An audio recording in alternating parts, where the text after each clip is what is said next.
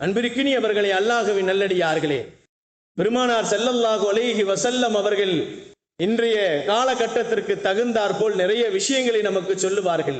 மனிதன் ஆக்சிஜனுக்கு இன்னைக்கு ரொம்பவும் கம்மியாக உருவாகுவதை நாம் பார்த்து கொண்டிருக்கிறோம். கண்ணியத்திற்குரியவர்களே, அல்லாஹுவின் நல்லடியார்களே, ஆக்சிஜன் தேவைப்பட்டது எப்பொழுது என்று சொன்னால் 2019 அதிகமான ஆக்சிஜன் தேவைப்பட்டது. அந்த நேரத்தில் எவ்வளவு அலைச்சல்கள், எத்துணை இடங்களிலே ஓடி ஒவ்வொருவரையும் கெஞ்சி அவர்களிடத்திலே வாங்க வேண்டிய சூழல்கள் இருந்ததல்லவா. காற்றை கூட அல்லாஹ் நமக்கு நேமத்தாக கொடுத்திருப்பது அந்த நேரத்தில் மட்டும் தெரிந்தது. இன்றைக்கு 25வது வருஷத்திலே இருக்கிறோம், இன்றைக்கு தெரியவில்லை. 2019 தெரிந்த அந்த காற்றினுடைய அவசியம் இன்றைக்கு நாம் தெரியாமல் போய்விட்டது. காரணம், அவைகள் அனைத்தையுமே அல்லாஹு ஜல்ல ஷானஹு தஆலா இந்த சமூகத்திற்கு கொடுத்திருக்கிறான்.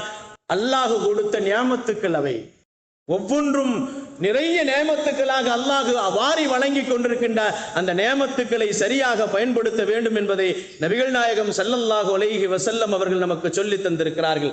அதனால் காற்றுக்கு மாசு ஏற்படக்கூடிய விஷயங்களையும் அதே போன்று மார்க்கத்திற்கு புறம்பான விஷயங்களையும் நாம் செய்யாமல் இருப்பது மிக உசிதமான விஷயங்கள். இன்றைக்கு நம் பிள்ளைகள் கேட்கிறார்கள் என்பதற்காக வேண்டி நாம் நிறைய மார்க்கத்திற்கு புறம்பான செயல்களை நாம் செய்து கொண்டிருக்கிறோம். திருமணங்களிலே, பண்டிகைகளிலே, எல்லா இடங்களிலும் பார்க்குகின்ற நேரத்திலே கட்சிக்காரர்கள் வருகிறார் என்பதற்காக வேண்டி, தலைவர் வருகிறார் என்பதற்காக வேண்டி வெடிமுழக்கங்கள், புகை மண்டலங்கள் எல்லாவற்றையும் நாம் செய்து காற்றையும் தண்ணீரையும் நாம் அசூசிப்படுத்திவிட்டு இன்றைக்கு நோயின் பக்கமாக போய் கொண்டிருக்கிறோம்.